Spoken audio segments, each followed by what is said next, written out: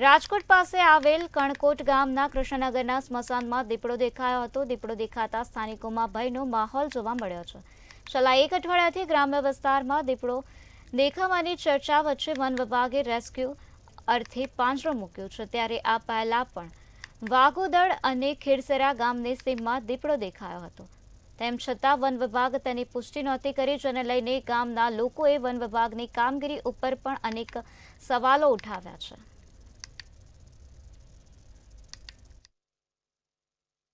રાજકોટના કણકોટ પાસે આવેલ કૃષ્ણનગરમાં દીપડો દેખાવાની ચર્ચાને લઈને હાલ ભયનો માહોલ છે।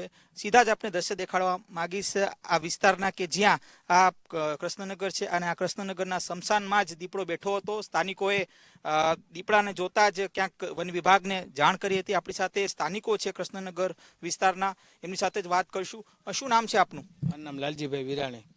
લાલજીભાઈ, શું કહેશો, આ વિસ્તારમાં દીપડો દેખાયો છે એ પ્રકારની જે ચર્ચાઓ લાંબા સમયથી થઈ છે તેની પુષ્ટિ આપ કરી રહ્યા છો, ક્યારે દેખાણો તો? કાલે 4:30 વાગે હું અહીં સણ નાખવા આવ્યો ને, ત્યાં આમથી આમ પાણીની કુંડી ભરવા આવતો હતો, ત્યાં દીપડો અહીં સૂતો હતો। એટલે પછી હું નડી ત્યાંથી નાખીને હું તો સીધે ઓલ બાજુ સાહેબ વિન્ડો ટેકીને નીકળી ગયો હતો।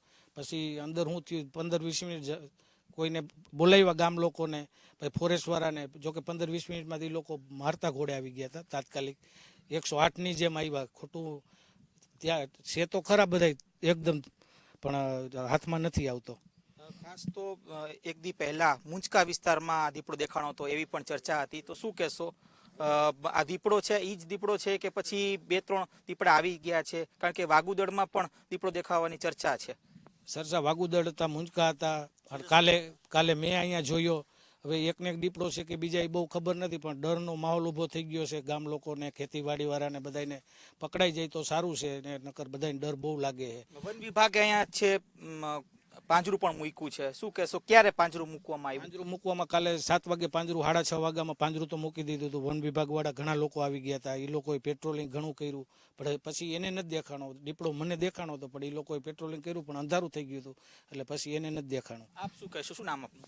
મારું નામ ચંદ્રેશભાઈ ભીખાભાઈ વેકરિયા છે। હું સ્થાનિક ગામનો રહેવાસી જ છું અને અહીંયા જ જોબ કરું છું। અને અહીંયા કૃષ્ણનગર ગામનું સ્મશાન છે અને ત્યાં અહીંયા દીપડાના પગર મળ્યા હોય એવું લાલભાઈને પ્રત્યક્ષ થયું છે, બાકી લોકોને ખબર નથી। અહીંયા પશુપાલકો છે, ખેડૂતો છે, મજૂરો છે, ખેતરમાં રહે છે, બધાને ભયનો માહોલ પુષ્કળ છે। કઈ મારણ કર્યું એવું કઈ?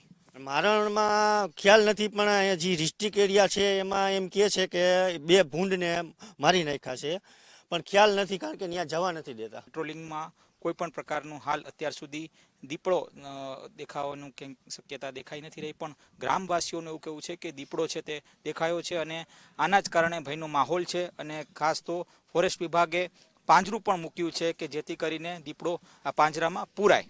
કેમેરા પર્સન લલિત વ્યાસ સાથે ધ્રુવ કુંડેલ, રાજકોટ।